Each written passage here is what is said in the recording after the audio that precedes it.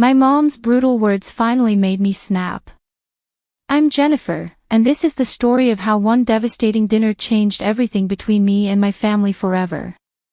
Growing up, I always knew I was living in my sister Nicole's shadow. She was 4 years older, effortlessly beautiful, straight-A student, and everything our parents had dreamed of in a daughter. While Nicole collected academic awards and college acceptance letters, I struggled to find my place in a family that seemed to have no room for anything less than perfection. Our house was like a museum dedicated to Nicole's achievements. Her honor roll certificates lined the hallway walls. Her trophies filled every shelf. Even our refrigerator was covered with her perfect test scores and glowing teacher comments. Meanwhile, my B- report cards were met with disappointed sighs and lectures about applying myself.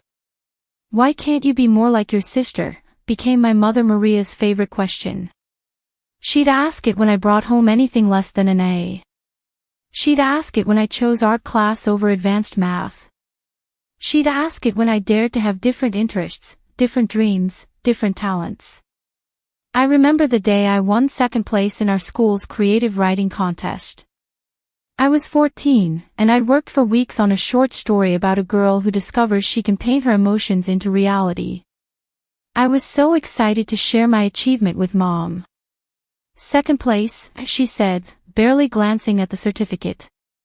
Nicole won first place in the state science fair when she was your age. And that was for something actually useful, not just creative writing. Her words hit me like a physical blow.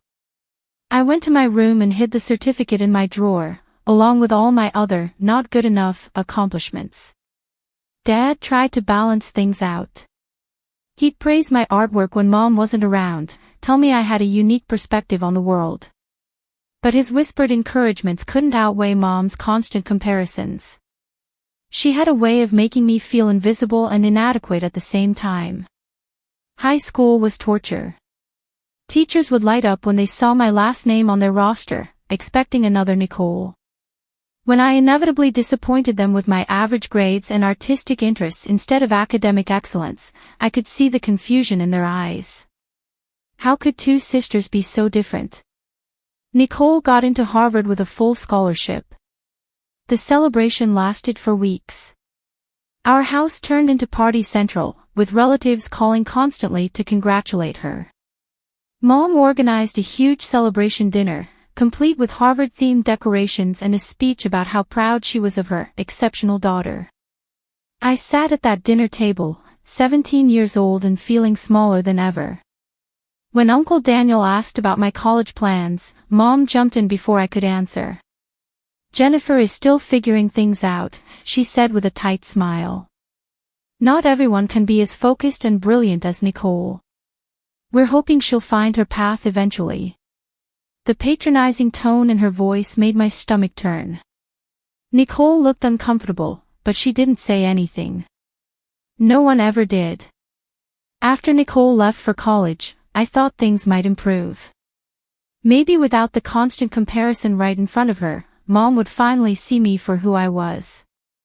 Instead, it got worse. Nicole became this mythical figure of perfection, and every phone call home was an opportunity for Mom to remind me how much I was falling short. Nicole made Dean's List again, Mom would announce during dinner. She's thinking about law school now. Harvard Law, can you imagine? I always knew she was destined for greatness. Then she'd turn to me with those expectant eyes. How are your grades, Jennifer? When I told her about my A in creative writing or my acceptance into the advanced art program, she'd nod politely and change the subject back to Nicole's latest achievement. I started dating Michael during my senior year. He was sweet, funny, and genuinely interested in my art. For the first time, I felt like someone valued me for who I was, not who I wasn't. But even that became another source of comparison.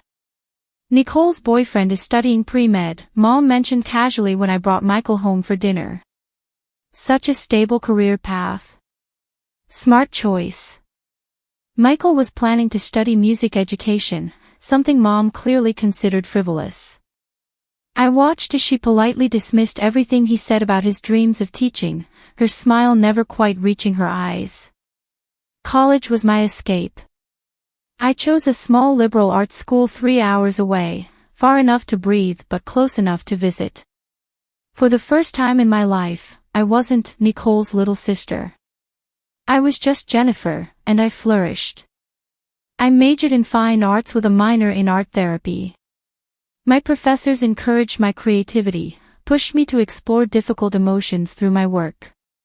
I made friends who understood that success wasn't just about grades and traditional career paths. I even had my first gallery showing junior year, selling 3 paintings to actual collectors. When I called to share the news with Mom, her response was predictably lukewarm. "That's nice, dear," she said. "Nicole just got offered a position at that prestigious law firm in Boston. They're practically guaranteeing her a partnership track. Isn't that wonderful?" After graduation, I moved to the city and started working as an art therapist at a children's hospital. The pay wasn't great, but the work was meaningful. I helped kids process trauma through art, gave them a voice when words weren't enough. It was everything I'd hoped my career would be. Nicole, meanwhile, was climbing the corporate ladder at lightning speed. She'd made junior partner, bought a beautiful condo, and gotten engaged to David, another successful lawyer. Mom's pride was impossible to miss during our weekly family calls. "Nicole and David are looking at houses in the suburbs now," Mom gushed. "They want to start planning for children. I'm going to be a grandmother." Nicole always was so responsible about planning her future. I bit my tongue, as always. At 26, I was finally building a life I was proud of, but in Mom's eyes, I was still the disappointment, still the work in progress. Then came the engagement announcement that changed everything. Nicole and David's engagement party was a grand affair. Mom had rented out a private dining room at the country club, invited everyone from our extended family to their professional colleagues. I wore a dress I'd designed and sewn myself, something I was particularly proud of, but I knew it would go unnoticed. The evening was everything I'd expected. Toast after toast celebrating Nicole's success, her bright future, her perfect life. Mom gave a speech that brought tears to everyone's eyes, talking about how Nicole had always been special, always destined for greatness. I smiled and clapped and played my role as the supportive sister. But inside, I was dying. After the party, Nicole asked me to be her maid of honor. Despite everything, despite the years of living in her shadow, she was still my sister, and I loved her. I said yes. Planning Nicole's wedding became Mom's new obsession. Every conversation revolved around flowers, venues, guest lists, and how perfect everything needed to be for her perfect daughter's perfect day. I threw myself into my maid of honor duties, helping with everything from dress fittings to bridal showers. But even my efforts to be the perfect sister went unnoticed. Mom critiqued every suggestion I made, compared every idea to what Nicole wanted, made me feel like an incompetent assistant rather than the bride's sister. The breaking point came at the final wedding planning dinner, 2 weeks before the big day. We were at Mom's house, going over last-minute details, when the conversation turned to my personal life. "Jennifer's still single," Mom announced to the gathered family members, as if I wasn't sitting right there. "She's so focused on her little art therapy job that she doesn't have time for dating. Not like Nicole, who managed to balance a demanding career with finding the perfect husband." My cheeks burned, but I stayed quiet. I'd broken up with Michael 2 years earlier when he moved across the country for a job opportunity.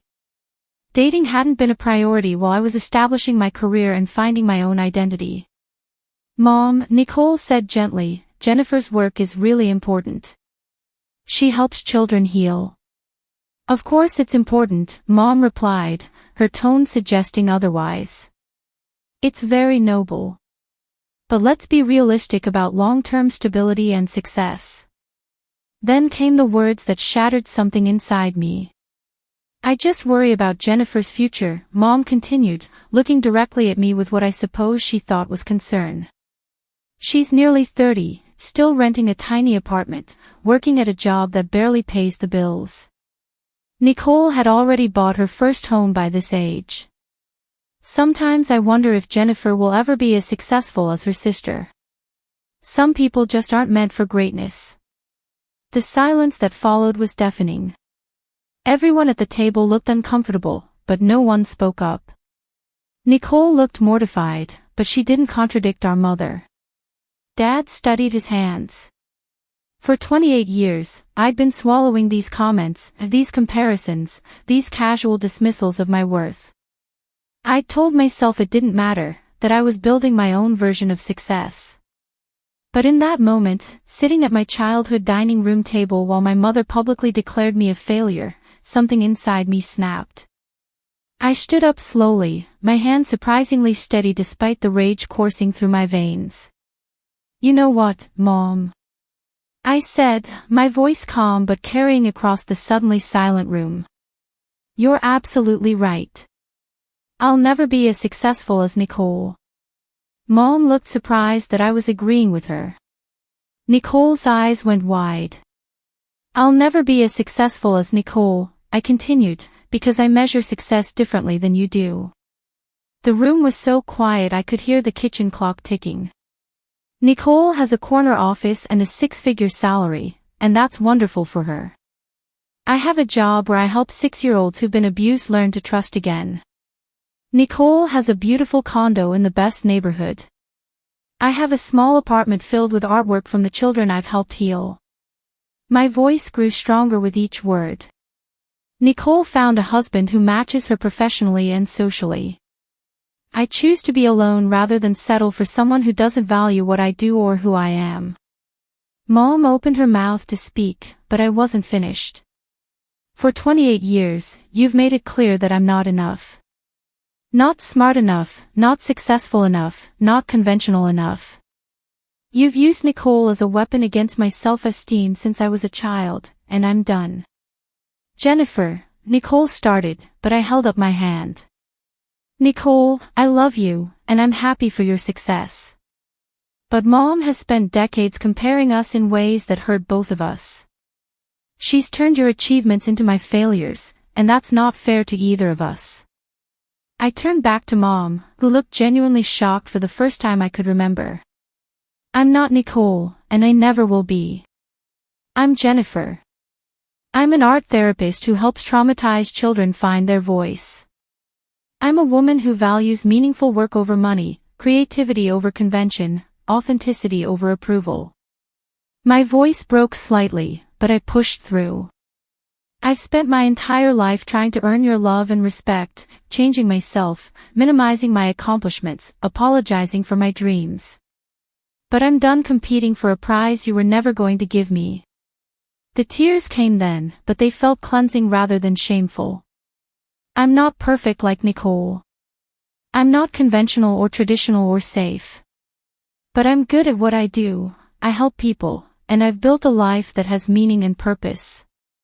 If that's not enough for you, then that's your loss, not mine.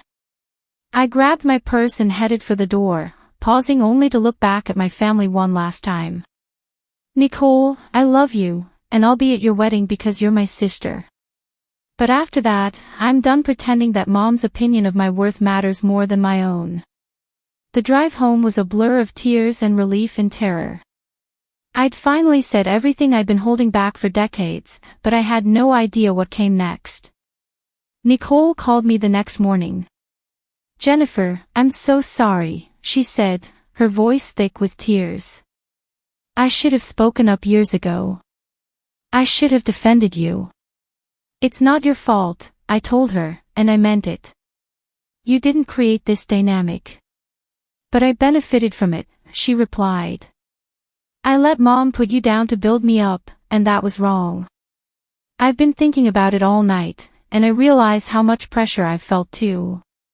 Being the perfect daughter is exhausting. I've never felt like I could make mistakes or disappoint her."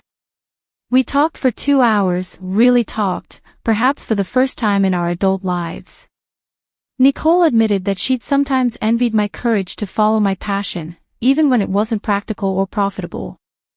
I realized that Mom's expectations had been a prison for both of us in different ways. I want to fix this, Nicole said. With Mom, with us. Will you help me? Dad called that afternoon. His voice was quiet, ashamed. I owe you an apology, Jennifer, he said. I should have stood up for you years ago. I told myself I was keeping the peace, but really I was just taking the easy way out while you suffered. He explained that he'd spent the night talking to Mom, really talking, about how their parenting had affected both their daughters. Mom was defensive at first, but gradually she began to understand the damage her constant comparisons had caused. She wants to apologize, Dad said. But she's proud, and she's scared. Give her time. The wedding was beautiful. I stood beside Nicole as she married David, genuinely happy for her but also proud of myself for not backing down from the truth. Mom and I maintained a polite distance, but the tension was obvious to everyone. During the reception, something unexpected happened. Mom approached me while I was sitting alone, watching the dancing. Your dress is beautiful, she said quietly, sitting beside me. Did you make it yourself? I nodded, surprised by the genuine compliment.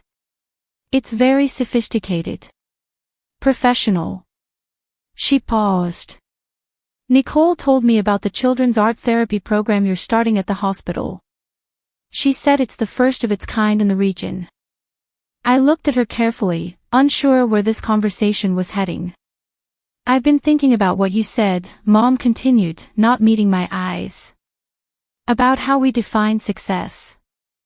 I realized I don't really know what you do, what your life looks like. She twisted her hands in her lap, a nervous gesture I'd never seen from her before. Would you show me sometime? Your work, I mean. Help me understand. It wasn't an apology, exactly, but it was an opening. A recognition that maybe she'd been wrong about some things. I'd like that, I said.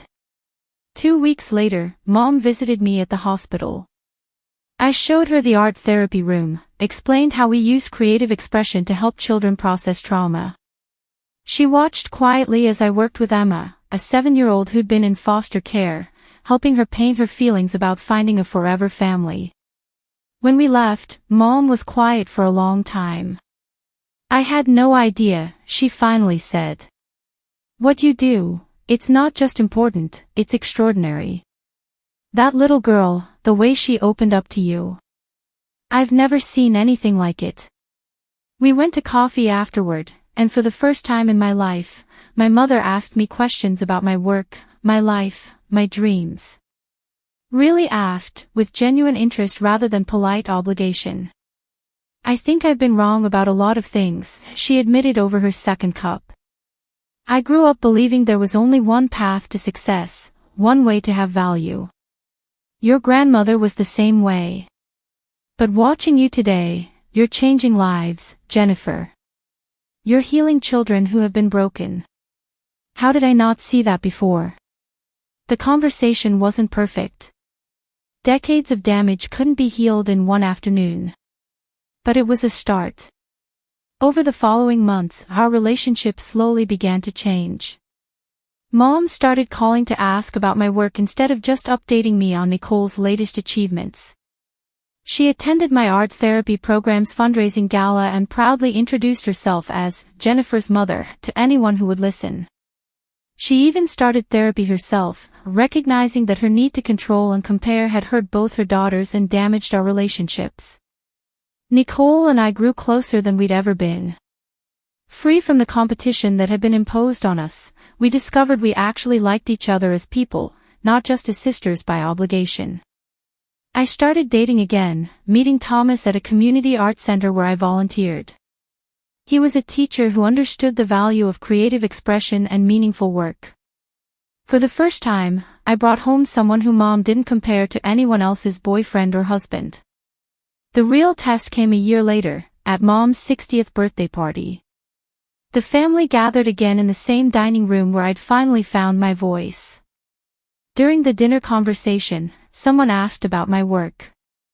Instead of changing the subject or minimizing my accomplishments, Mom spoke up. "Jennifer runs the most innovative art therapy program in the state," she said proudly. "She's helped over 100 children heal from trauma." They featured her program in the medical journal last month. I nearly choked on my wine. Mom had not only read the article about my work, she was bragging about it. Later, as we cleaned up after the party, Mom pulled me aside. "I have something for you," she said, handing me a wrapped package. Inside was a framed photo of me working with a group of children, taken during her visit to the hospital. Below it was a small plaque that read, "Dr. Jennifer Martinez, healer, artist, daughter I'm proud of." I started crying immediately. "I'm sorry it took me so long to see you," Mom said, tears in her own eyes. "To really see you. You've been extraordinary all along. I was just too focused on my own definition of success to recognize yours." The hug we shared felt like coming home after decades of being lost. I wish I could say our relationship became perfect after that, but real life isn't a fairy tale. We still have moments of friction, times when old patterns try to resurface. But now we catch ourselves. Now we talk through things instead of letting resentment build. Nicole and I support each other's successes without competition. Mom asks about our lives with genuine interest rather than comparative judgment. Dad no longer has to walk on eggshells, trying to keep everyone happy. Most importantly, I no longer measure my worth through anyone else's eyes. I know who I am, what I contribute to the world, and why my path has value. That knowledge can't be taken away by criticism or comparison. Standing up to my mother that night didn't just change our relationship. It changed me. It taught me that sometimes the most loving thing you can do is refuse to accept treatment that diminishes your worth. Sometimes you have to risk losing people in order to find yourself. I'm not the perfect daughter Mom originally wanted. I'm something better. I'm the daughter I chose to become, living a life that reflects my values, using my talents to make the world a little bit better for the children who need healing. And finally, that's enough. More than enough. It's everything.